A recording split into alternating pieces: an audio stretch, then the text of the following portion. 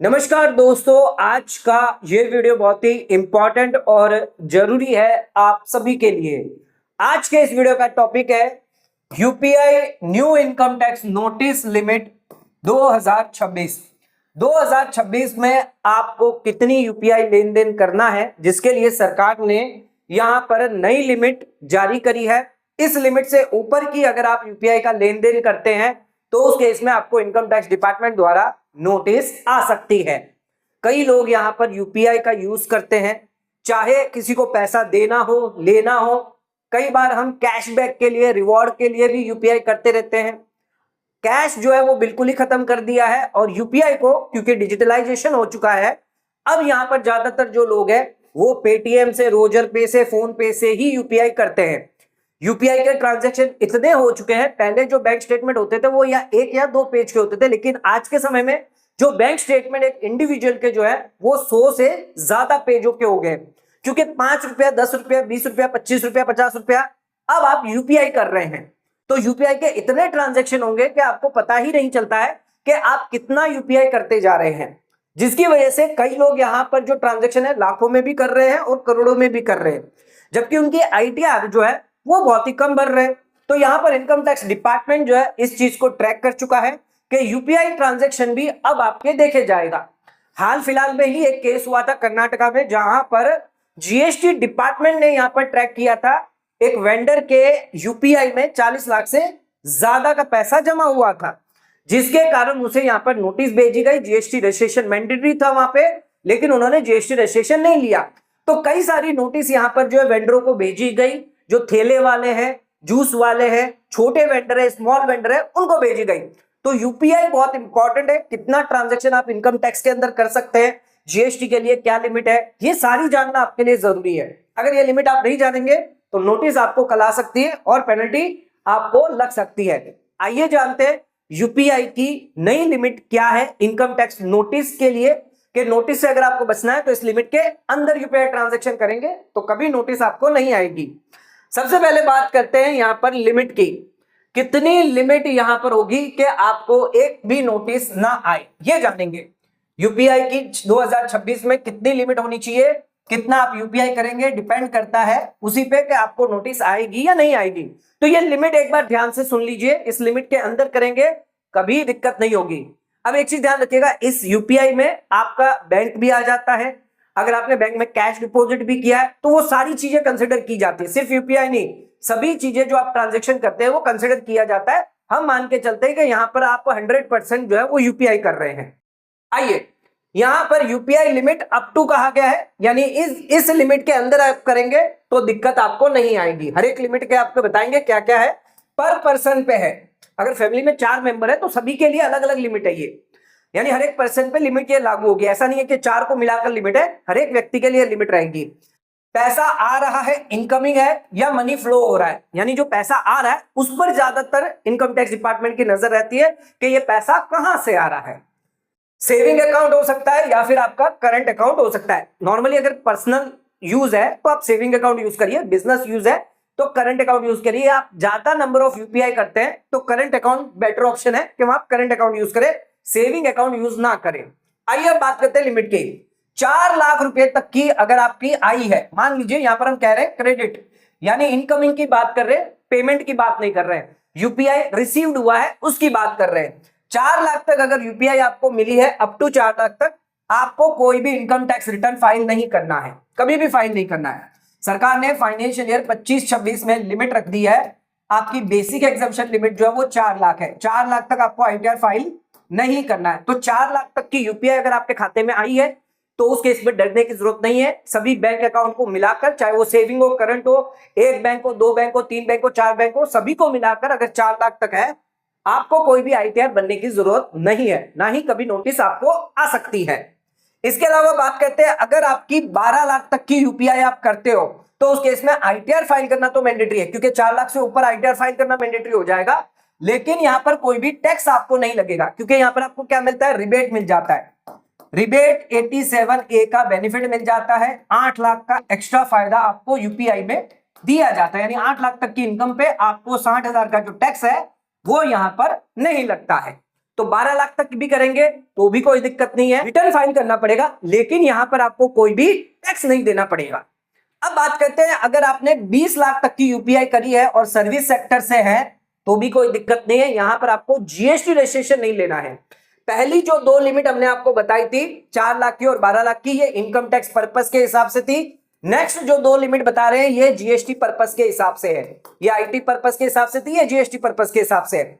20 लाख तक का अगर आपका यूपीआई ट्रांजैक्शन है, सर्विस सेक्टर से है, तो जीएसटी लेने की जरूरत नहीं है। 20 लाख से ऊपर होगा तब आपको जीएसटी लेना मैंडेटरी होगा, ये ध्यान रखिएगा। 40 लाख तक है, यूपीआई है, ट्रेडिंग में है, मैन्युफैक्चरिंग में है, तो भी आपको जीएसटी नहीं लेना है। यानी अगर आपने सिर्फ गुड्स जो है वही आप सेल कर रहे हो तो उस केस में यहां पर लिमिट आपकी हो जाती है 40 लाख, तो उस केस में आपको 20 लाख नहीं देखना है। तो यहां पर अगर आपने 40 लाख तक, अगर गुड्स है, ट्रेडर है, मैन्युफैक्चरर है, 40 लाख तक लिमिट है, जीएसटी लेने की जरूरत नहीं है। अगर आपका गुड्स और सर्विस दोनों है तो उस केस में लिमिट कितनी हो जाएगी, 20 लाख की। अगर आपने इंटर स्टेट सप्लाई करी तो उस केस में जीरो लिमिट, यानी 1 रुपए का भी ट्रांजैक्शन किया यूपीआई से, आपको यहां पर जीएसटी लेना मैंडेटरी होगा। तो हमेशा ध्यान रखिएगा जीएसटी की लिमिट और इनकम टैक्स की लिमिट, ये लिमिट आपके लिए बहुत ही इंपॉर्टेंट है। अब बात करते हैं, अगर आपकी 50 लाख तक की यूपीआई है और अगर आप कोई प्रोफेशनल है, सीए है, सीएस है, एडवोकेट है, डॉक्टर है, इंजीनियर है, प्रोफेशनल लेवल के हैं, तो उस केस में ध्यान रखिए आपको यहां पर कोई भी जो है वो टैक्स ऑडिट नहीं करवानी पड़ेगी, लेकिन आपको जीएसटी मैंडेटरी लेना पड़ेगा। आप 44ADA में जा सकते हैं। 44ADA प्रोफेशन वालों के लिए है, प्रिजम्पटिव टैक्सेशन। 50 लाख के अंदर अगर आपकी ग्रॉस रिसिप्ट है तो उस केस में 50% तक का प्रॉफिट आप दिखा सकते हैं और हायर प्रॉफिट जो है वो आप दिखा सकते हैं। यहां पर आपको ऑडिट एप्लीकेबल नहीं है। तो 50 लाख तक की रिसिप्ट है, अगर यूपीआई आपकी है तो आप यहां पर प्रोफेशनल है तो ऑडिट मैंडेटरी नहीं है, लेकिन जीएसटी लेना आपके लिए मैंडेटरी होगा। 1 करोड़ के अंदर की यूपीआई करते बिजनेसमैन है, चाहे रिटेलर हो, होलसेलर हो, ट्रेडर हो, मैन्युफैक्चरर हो, यहां पर भी आपको टैक्स ऑडिट की जरूरत नहीं है, बुक्स ऑफ अकाउंट मेंटेन करना है। ध्यान रखिएगा इस केस में बुक्स ऑफ अकाउंट मेंटेन करना है। अगर आप 44AD में नहीं जाते, अगर आपने 44AD में अगर नहीं जाते तो फिर आपको बुक्स ऑफ अकाउंट मेंटेन करना होगा। बुक्स ऑफ अकाउंट मेंटेन कब करना होगा, अगर आपकी टोटल रिसिप्ट 25 लाख से ज्यादा है या टोटल इनकम 2.5 लाख से ज्यादा है पिछले 3 सालों में, नया बिजनेस है तो करंट ईयर में, तो उस केस में आपको बुक्स ऑफ अकाउंट मेंटेन करना मैंडेटरी हो जाता है। तो बिजनेसमैन है 44AD में जाएंगे, 1 करोड़ से कम है, ऑडिट एप्लीकेबल नहीं है, पर जीएसटी मैंडेटरी आपके लिए हो जाता है। इसके अलावा अगर आप प्रिजम्पटिव टैक्सेशन में जाते हैं तो आपके लिए 2 करोड़ की यूपीआई लिमिट है, 2 करोड़ तक आप यूपीआई कर सकते हैं, कोई दिक्कत नहीं है। 44AD में जाएंगे, लेकिन मिनिमम प्रॉफिट आपको 6% या फिर हायर प्रॉफिट दिखाना होगा। यहां पर अगर आप ऑडिट में है, जीएसटी में है, बुक्स ऑफ अकाउंट मेंटेन कर रहे हैं, सारे कंप्लायंस कर रहे हैं, तो उस केस में यूपीआई की लिमिट क्या होगी, नॉन लिमिट, आप कितना भी टर्नओवर कर सकते हैं। ध्यान रखिएगा अगर आप ऑडिट में है, जीएसटी में है, जीएसटी भी लिया हुआ है, यानी जीएसटी नंबर भी लिया हुआ है, साथ में आप ऑडिट भी करवा रहे हैं, तो हो सकता है आपका 50 करोड़ का भी यूपीआई हो, आपका 100 करोड़ का भी यूपीआई हो, या आपका 1000 करोड़ का भी यूपीआई हो सकता है, कोई रिस्ट्रिक्शन नहीं होगी। तो हमेशा ध्यान रखिएगा ऑडिट वालों के लिए या फिर जो जीएसटी नंबर ले चुके हैं उन लोगों के लिए डरने की जरूरत नहीं है। आपको कभी भी नोटिस से डर नहीं लगेगा, क्योंकि ऑलरेडी आपने सभी कंप्लायंस किए हुए हैं। लेकिन जो लोग ऑडिट नहीं करवाते, जीएसटी नहीं लेते, उन लोगों के लिए ज्यादातर दिक्कत रहती है अगर उनका टर्नओवर जो है वो लाखों में या करोड़ों में हो जाता है। ये आ जाता है ये नोटिस जिसके हम बारे में बात कर रहे थे, पानी पूरी वेंडर है जिनको यहाँ जीएसटी डिपार्टमेंट द्वारा यहाँ पर नोटिस आया है, यूपीआई का पेमेंट जो है रिसीव किया है रोजर पे से, फोन पे से, अराउंड 40 लाख रुपए 23-24 में, 21-22, 22-23, 23-24 तीनों सालों के अंदर लिमिट इनकी जो थी वो 20 लाख से ज्यादा जो है हो गई थी, क्योंकि यहाँ पर जीएसटी डिपार्टमेंट का कहना था कि 20 लाख से ऊपर आपको जीएसटी लेना मैंडेटरी हो जाता है। हालांकि वो सर्विस के लिए है और गुड्स के लिए यहाँ पर 40 लाख की लिमिट है। तो यहाँ पर जो वेंडर था, डिपार्टमेंट को पता नहीं है कि उसका सर्विस का है या गुड्स का है इसके बेसिस पर, लेकिन नोटिस जो है वो 20 लाख के बेसिस पर भेजी गई है। तो यहाँ पर 40 लाख से क्रॉस हो चुका है, तो इस केस में जीएसटी यहाँ पर अप्लीकेबल है। तो यहाँ पर अगर आप जीएसटी नहीं लेंगे तो इनकम टैक्स डिपार्टमेंट या जीएसटी डिपार्टमेंट आपको ट्रैक कर सकता है, और जीएसटी डिपार्टमेंट अगर 40 लाख से ज्यादा आपको यहाँ पर लेना मैंडेटरी हो सकता है। हो सकता है यहाँ पर आपका लोन का पैसा हो, वो भी आ सकता है यूपीआई से। तो जरूरी नहीं है कि ये जो 40 लाख रुपए है ये आपकी इनकम है या आपका टर्नओवर है। आपको यहां पर प्रूव करना पड़ेगा ये 40 लाख रुपया जो है वो मेरी इनकम नहीं है, ना ही मेरा टर्नओवर है। ये मेरा अगर हो सकता है लोन है या किसी ने पैसा मुझे गिफ्ट कर दिया हो, ये भी सारी चीजें हो सकती है। तो उसके लिए प्रॉपर डॉक्यूमेंट, प्रॉपर सोर्स आपके पास होना चाहिए। नेक्स्ट आ जाते हैं एग्जेम्प्ट। यूपीआई लिमिट आपके लिए एग्जेम्प्ट कब है? हर साल ये लिमिट आपको मिलती है दो केस के अंदर। अगर आप लोन ले रहे हैं, लोन दे रहे हैं, तो वो आपकी इनकम नहीं होती, वो एग्जेम्प्ट होती है, वो टैक्स फ्री होती है, उस पर कोई भी टैक्स नहीं लगता है। यूपीआई यानी लोन आपने लिया है या दिया है यूपीआई से, कोई टैक्स नहीं लगेगा, ना ही कोई लिमिट है। कितना भी आप लोन ले सकते हैं, 5 लाख का, 10 लाख का, 20 लाख का, 1 लाख का, 2 लाख का, जितना भी लेना है या वापस रिटर्न करना है तो कितना भी कर सकते हैं, कोई लिमिट नहीं है, टैक्स देने की जरूरत नहीं है। हालांकि हाई वैल्यू अगर लोन आप ले रहे हैं, मान लीजिए आपने 50 लाख का लोन ले लिया या 50 लाख का लोन दे दिया, तो इस केस में हमेशा ITR 3 ITR 4 जो है वो फिलअप अगर आप करते हैं, अगर ये एप्लीकेबल है, तो वहां पर आप लोन जो है वो डिक्लेयर कर सकते हैं। लोन्स एंड एडवांसेस, अगर आपने लोन दिया है यूपीआई से तो एसेट साइड में दिखाएंगे। अनसिक्योर्ड लोन, अगर आपने लोन लिया है किसी से यूपीआई से, तो वो यहां पर आप दिखा सकते हैं लायबिलिटी साइड बैलेंस शीट में। अगर आप पर ऑडिट एप्लीकेबल है, 1 करोड़ से ज्यादा टर्नओवर है, 50 लाख से ज्यादा टर्नओवर है प्रोफेशनल के लिए, तो ऑडिट अगर एप्लीकेबल है तो इंटरेस्ट आप जो देंगे, जो भी मान लीजिए अगर आप लोन दे रहे हैं तो इंटरेस्ट जो है वो आपको मिलेगा, वो आपकी इनकम होगी। लेकिन अगर आप लोन लेते हैं, अनसिक्योर्ड लोन ले रहे हैं, तो उस केस में जो ब्याज है वो आपको देना पड़ता है। अब इंटरेस्ट आप पे करें तो सामने वाला जो व्यक्ति है उसको आप टीडीएस काट के इंटरेस्ट देंगे, ब्याज जो वो काट के देंगे। तो इंटरेस्ट अगर 10,000 रुपए से ज्यादा हुआ तो आप टीडीएस उस पर काट सकते हैं। अगर पेन आप सामने वाले व्यक्ति ने नहीं दिया तो 20% टीडीएस काटा जाएगा, नहीं तो 10%। तो ये प्रॉपर कंप्लायंस आपको करने पड़ते हैं अगर आप लोन कर रहे हैं। इसी के साथ केवाईसी डॉक्यूमेंट आपको रखना होगा। अगर मान लीजिए आपने यहां पर जो है लोन लिया, लोन दिया, इसका कोई रिकॉर्ड मेंटेन नहीं किया, तो ये आपकी इनकम भी मानी जा सकती है। तो आपको प्रॉपर यहां पर रिकॉर्ड रखना है। क्या क्या रिकॉर्ड रखना है? पैन कार्ड हो गया सामने वाले का, आधार कार्ड हो गया, लोन कंफर्मेशन के भाई सामने वाले को आपने लोन लिया है या दिया है तो उसका कंफर्मेशन ले लीजिए। आईटीआर कॉपी, बैलेंस शीट हो गई, उसमें आपका नाम आ जाएगा, और आपका सामने वाले का बैंक स्टेटमेंट। तो ये सारे केवाईसी जो है वो आपको करके रखने हैं। किसी को भी अगर आप लोन दे रहे हैं, लोन ले रहे हैं, तो आपको उनके पैन कार्ड, आधार कार्ड, कंफर्मेशन, बैंक की डिटेल हो गई, आईटीआर कॉपी हो गई, ये सारी रखनी है। क्योंकि कभी भी नोटिस आएगी फ्यूचर में, तब आपको इनकम टैक्स डिपार्टमेंट को प्रूव करना होगा कि ये कोई मेरी इनकम नहीं है, ये तो मैंने अपने दोस्तों से, अपने रिश्तेदारों से लोन लिया है और लोन दिया है। अब बात करते हैं, कई बार आप गिफ्ट रिसीव करते हैं, तो गिफ्ट भी आपके लिए एग्जेम्प्ट होती है। तो यूपीआई आप कितना भी कर सकते हैं, कोई दिक्कत नहीं है, कोई रिस्ट्रिक्शन नहीं है। देखिए 50,000 की यूपीआई लिमिट है।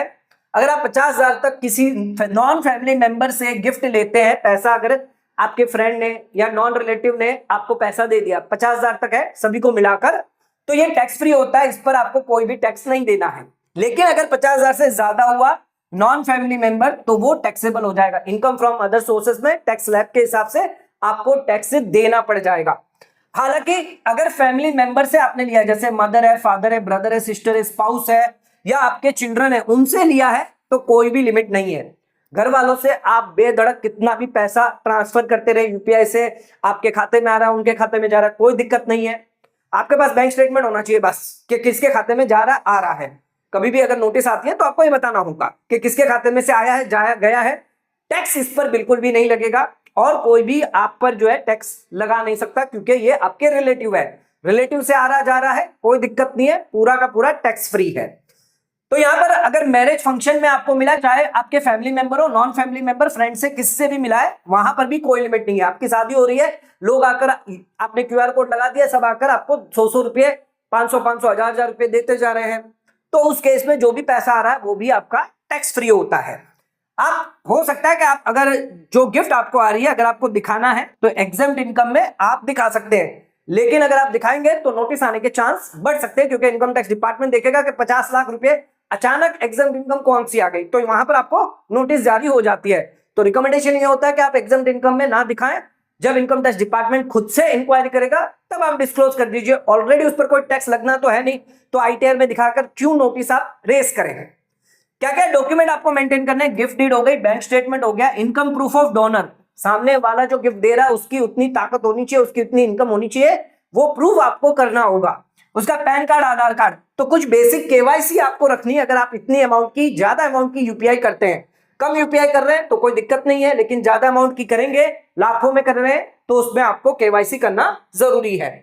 अब बात करते हैं, अगर आपकी यूपीआई लिमिट है तो हमने बताया था बेसिक एग्जम्पशन लिमिट 4 लाख से ज्यादा होगी तो आपको आईटीआर फाइल करना मैंडेटरी होगा। यूपीआई अगर आपने 4 लाख तक करी है, अप टू 4 लाख तक करी है, तो आईटीआर नहीं फाइल करना, लेकिन 4 लाख से ज्यादा होगा तो आईटीआर करना मैंडेटरी है। लेकिन अब हम बताएंगे यूपीआई लिमिट अगर आपकी 1 लाख है, 2 लाख है, 2 लाख की करी है, तो भी आपको आईटीआर फाइल करना मैंडेटरी होगा। ये कब होगा? ये केस दिए गए। अगर इन केस में अगर आप यूपीआई करते हैं तो आईटीआर फाइल करना मैंडेटरी है, भले ही आपकी इनकम कितनी भी हो, कोई मतलब नहीं है। अगर आपने सभी सेविंग बैंक अकाउंट को मिलाकर 50 लाख रुपया उससे ज्यादा जमा कर दिया, आईटीआर फाइल करना आपके लिए मैंडेटरी हो जाएगा। भले ही आपकी इनकम जीरो है, टैक्स नहीं लग रहा है, लेकिन आईटीआर फाइल करना मैंडेटरी है। करंट अकाउंट के अंदर सभी करंट अकाउंट को मिलाकर 1 करोड़ रुपया या उससे ज्यादा डिपॉजिट कर दिया, आईटीआर फाइल करना जरूरी है। फॉरेन ट्रैवल करते 2 लाख रुपए से ज्यादा का यूपीआई कर दिया, लाइट बिल आपने यूपीआई से 1 लाख का ज्यादा दे दिया, बिजनेस टर्नओवर हो गया आपका यूपीआई से 60 लाख से ज्यादा, प्रोफेशन टर्नओवर रिसिप्ट आपकी 10 लाख से ज्यादा हो गई, शेयर मार्केट के ट्रांजैक्शन, क्रिप्टो के ट्रांजैक्शन, गेन लॉस आपको आईटीआर में दिखाना है, विनिंग की इनकम आ रही है, ऑनलाइन गेमिंग से पैसा है, तो यहाँ पर आईटीआर फाइल करना मैंडेटरी होता है। 30% टैक्स, 4% सेस दिखाना जरूरी हो जाता है। आपने कोई फॉरेन एसेट्स, फॉरेन इनकम कर ली है, या आपका कोई रिफंड बन रहा है 25,000 50,000, आपने यूपीआई इतनी करी थी, रिफंड आपका बन के आ गया, तो उस केस में भी आपको यहां पर जो है आईटीआर फाइल करना मैंडेटरी होगा। तो ये मैंडेटरी केस है जहां पर आपको आईटीआर फाइल करना जरूरी होता है। अब आ जाते हैं, बात करते हैं बिजनेस वालों के लिए क्या रूल है। यहां पर हम बात कर रहे हैं बिजनेस वालों के लिए। अगर आपका बिजनेस है, आईटीआर 3 आईटीआर 4 भरते हैं, तो उन लोगों के लिए क्या नियम है, ध्यान रखिएगा। इनकम टैक्स जो चार्ज होता है वो नेट प्रॉफिट पे होता है, आपके यूपीआई टोटल पर नहीं होता। आपने 5 करोड़ का यूपीआई किया, आपने 2 करोड़ का यूपीआई किया, इससे मतलब नहीं है। प्रॉफिट कितना है, सेल है, ये तो आपकी सेल हो गई, ये तो आपकी सेल हो गई। अब प्रॉफिट समझ लीजिए आपने 10% दिखाया, 20% दिखाया, तो इस पर आपको टैक्स लगना है। ध्यान रखिएगा, हमेशा नेट प्रॉफिट पे जो है वो टैक्स लगता है। Sale minus purchase minus expense, expense भी हो सकता है आपने यूपीआई से किया हो, परचेज भी आपने यूपीआई से किया हो, सेल भी आपने यूपीआई से किया हो, तो सेल में से परचेज माइनस एक्सपेंस, यानी क्रेडिट एंट्री में से आपके जितने भी डेबिट एंट्री होगी वो सब माइनस होने के बाद जो नेट प्रॉफिट होगा, तो नेट प्रॉफिट हो गया। इसके अलावा अगर अदर कोई इनकम है जैसे bank interest, mutual fund, shares, dividend अगर है, तो वो आपकी टोटल इनकम हो जाती है। उस पर जो है टैक्स स्लैब के हिसाब से, अगर न्यू रिजीम आपने ऑप्ट करी है तो फाइनेंशियल ईयर 25-26 में ये टैक्स स्लैब आप पे लगेगी। 4 लाख तक कोई टैक्स नहीं देना, 4 से 8 लाख तक 5%, 8 से 12 लाख तक 10%, 12 से 16 लाख पर 15%, 16 से 20 लाख पर 20%, 20 से 24 लाख पर 25%, 24 से ज्यादा तो 30%, 4% सेस, 50 लाख से ज्यादा प्रॉफिट है, इनकम है, टोटल इनकम है, तो सरचार्ज भी यहां पर आप पे लग जाएगा 10%, 15%, इस तरह से। टर्नओवर अगर लो है तो हमेशा सेविंग अकाउंट यूज कर सकते हैं, कोई दिक्कत नहीं। 1-2 लाख रुपए का टर्नओवर है, कोई दिक्कत नहीं है। लेकिन टर्नओवर ज्यादा है, 40 लाख, 50 लाख, 1 करोड़, 2 करोड़ का है, हमेशा करंट अकाउंट यूज करिए यूपीआई के लिए, कभी भी सेविंग अकाउंट यूज ना करें। पर्सनल एक्सपेंस यूपीआई से करेंगे, ध्यान रखिएगा, बिजनेस में खर्चा नहीं मिलेगा, तो पर्सनल एक्सपेंस जो भी करेंगे वो आपको बिजनेस में फायदा नहीं देगा। तो हमेशा पर्सनल खर्चा जो है वो यूपीआई से करना चाहे तो यूपीआई से, या फिर आप कैश से भी कर सकते हैं। अब आ जाते हैं, बात करते हैं इंडिविजुअल रूल क्या है, आम आदमी के लिए क्या नियम है, आम आदमी को कैसे यूपीआई मेंटेन करना है, क्या तरीका है, आइए जानते हैं। हमेशा सेविंग अकाउंट यूज करें पर्सनल यूपीआई से, करंट अकाउंट यूज ना करें। करंट अकाउंट बिजनेस पर्पस के लिए यूज कर सकते हैं। अब यूपीआई को मैनेज कैसे किया जाता है, एक आम आदमी कैसे इसको मैनेज करे ताकि नोटिस ना आए। ध्यान रखिएगा, आप सेपरेट सेविंग अकाउंट एक ले सकते हैं। मान लीजिए आपके पास 2 सेविंग अकाउंट है, 1 और 2, तो दूसरा जो सेविंग अकाउंट है इसमें आपकी कोई इनकम नहीं आ रही है, पहले सेविंग अकाउंट में आपकी सैलरी आ रही है, रेंट आ रहा है, सभी इनकम आ रही है, तो यहां से आप दूसरे अकाउंट में क्या करिए, 5,000 डालिए, कभी 10,000 डाल दिए। जैसे जैसे आपको खर्चे जरूरत पड़ती है वैसे वैसे आप इसमें पैसा ट्रांसफर करके फिर इस खाते में आप यूपीआई करेंगे, तो एक तो आपका मेंटेन रहेगा, आपको पता रहेगा कि हर महीना आपने 10,000 20,000 रुपये खर्चा किया है। इसके अलावा आपका जो मेन अकाउंट है वो यहां पर यूपीआई से बल्क में नहीं भरेगा। कई बार यहां पर आपका यूपीआई से 100-150 पेजेस हो जाते हैं, जब आप चार्टर्ड अकाउंट को देते हैं, कंसल्टेंट को देते हैं, तो वो चेक भी नहीं करते और ऐसे ही आईटीआर फाइल कर देते हैं। तो यहां पर ध्यान रखिएगा कि आपको मेन जो अकाउंट है जहां पर आपकी मेन सोर्स आ रही है, इनकम आ रही है, उसको आपको सही रखना है, शॉर्ट रखना है, ताकि देखने में आसानी हो, समझने में आसानी हो। और यूपीआई जो है वो खर्चा कर रहे हैं तो दूसरे अकाउंट से आप कर सकते हैं, तो मेंटेन आपको ऐसे करना है। अकाउंटिंग कर ले या फिर बुक मेंटेन कर ले, हालांकि आप पर एप्लीकेबल नहीं है, लेकिन ऐसे कभी भी नोटिस ना आए, ज्यादा नंबर ऑफ ट्रांजेक्शन आप करते हैं, लाखों में कर रहे हैं, करोड़ों में कर रहे हैं, तो बुक्स मेंटेन कर ले, अकाउंट मेंटेन कर ले, वो आपको ही फायदा देगा। पैन कार्ड, आधार कार्ड, केवाईसी हमेशा रखें। अगर कोई भी लोन का ट्रांजेक्शन कर रहे हैं, यूपीआई टू यूपीआई ट्रांसफर करें, चाहे लोन है चाहे कोई भी पेमेंट कर रहे हो। अगर आपका बिजनेस है तो यूपीआई से यूपीआई करें। ऐसा ना हो कि आपने यूपीआई से कैश कर दिया और कैश से यूपीआई कर दिया। कई बार क्या होता है, कैश जो है कई बार कोई दे जाता है और हम यहाँ पर यूपीआई उसे कर देते हैं, और फिर ये जो कैश है वो हम जाकर बैंक में जमा कर देते हैं। तो यहाँ पर आपको ये जो कैश है वो यहाँ पर दिक्कत में आता है। सरकार कहेगी इस कैश का बताइए सोर्स, ये कैश कहां से आया। तो यहाँ पर आपको कई बार नोटिस आ सकती है कैश के रिगार्डिंग। अगर आपने लिमिट से ज्यादा कैश डिपॉजिट कर दिया, 10 लाख 15 लाख अगर आपने पैसा जमा कर दिया और उसको आपने यूपीआई कर दिया, तो सरकार यूपीआई तो देखेगी नहीं, कैश पकड़ लेगी और उस पर पेनल्टी लगा सकती है, उसके बारे में पूछ सकती है, फिर आपको क्लैरिफिकेशन देना पड़ेगा। तो इतनी झंझट क्यों रखें, हमेशा यूपीआई से यूपीआई ट्रांसफर करें, कैश का लेन देन करना बीच में ना करें। अब छोटे छोटे पेमेंट होते हैं, 5 रुपए, 10 रुपए, 15 रुपए, 20 रुपए, 50 रुपए, 100 रुपए, इसको हमेशा जो है वो कैश निकाल कर लें या कैश जो आपके पास है उससे करें, कभी भी यूपीआई से ना करें, क्योंकि ये नंबर ऑफ ट्रांजैक्शन आपके बहुत बढ़ जाते हैं, बैंक स्टेटमेंट बहुत बढ़ जाता है। जो ट्रांजैक्शन होते हैं उसमें नरेशन जरूर लिखें कि आपने यूपीआई किस लिए दिया, ताकि आपको फ्यूचर में पता रहे कि ये यूपीआई क्यों दे रहे हैं। हमेशा सोर्स ऑफ प्रूफ, नेचर पूछा जाता है। अगर आप जो भी यूपीआई रिसीव कर रहे हैं, पेमेंट कर रहे हैं, तो ये नेचर और सोर्स आपके पास होना चाहिए, जिसके लिए आप बुक्स ऑफ अकाउंट मेंटेन कर सकते हैं। और अगर समझ लीजिए कोई आईटीआर अपनी 5 लाख की दिखा रहा है लेकिन यूपीआई का 50 लाख का ट्रांजैक्शन कर रहा है, तो इनकम टैक्स डिपार्टमेंट आपसे सवाल पूछ सकता है कि ट्रांजैक्शन आप 50 लाख का कर रहे हो लेकिन आपने 5 लाख इनकम दिखाई है, तो इसका सोर्स बताइए बाकी का, और उसका नेचर बताइए, क्या इनकम आपको आई है जिसकी वजह से, या पैसा कहां से आया है, लोन आया है या आपने गिफ्ट मिला है, तो वो सारे डॉक्यूमेंट आपको देने पड़ सकते हैं। तो हमेशा ध्यान रखिएगा, यूपीआई आप करें अगर कम अमाउंट में कर रहे हैं कोई दिक्कत नहीं है, लेकिन लिमिट से अगर ज्यादा करेंगे तो इनकम टैक्स डिपार्टमेंट के नोटिस आपको आने के चांस बढ़ जाते हैं। और अगर आपने सोर्स प्रूफ नहीं किया, नेचर प्रूफ नहीं कर पाए, तो आपके ट्रांजैक्शन अनएक्सप्लेन माने जाएंगे और उस केस में आप पर 70-80% की पेनल्टी लगाई जा सकती है। तो हमेशा यूपीआई ट्रांजैक्शन अगर करते हैं तो इन चीजों का ध्यान रखें, लिमिट का ध्यान रखें, लिमिट के अंदर रखें, तो कोई दिक्कत नहीं है, कोई परेशानी नहीं है, आप यूपीआई कर सकते हैं। अदरवाइज आप कैश माध्यम से भी पैसा बैंक से कैश निकाल कर भी खर्च कर सकते हैं, या जो पैसा है दूसरे बैंक खाते में डालकर यूपीआई करें, ताकि वो मैनेज करने में आपके लिए आसान हो। दोस्तों आज का वीडियो अगर आपको पसंद आया तो वीडियो को लाइक शेयर सब्सक्राइब करना ना भूलें, वीडियो को ज्यादा से ज्यादा शेयर करें ताकि और लोगों तक इसकी नॉलेज पहुंच सके। आज का वीडियो खत्म करते हैं, धन्यवाद।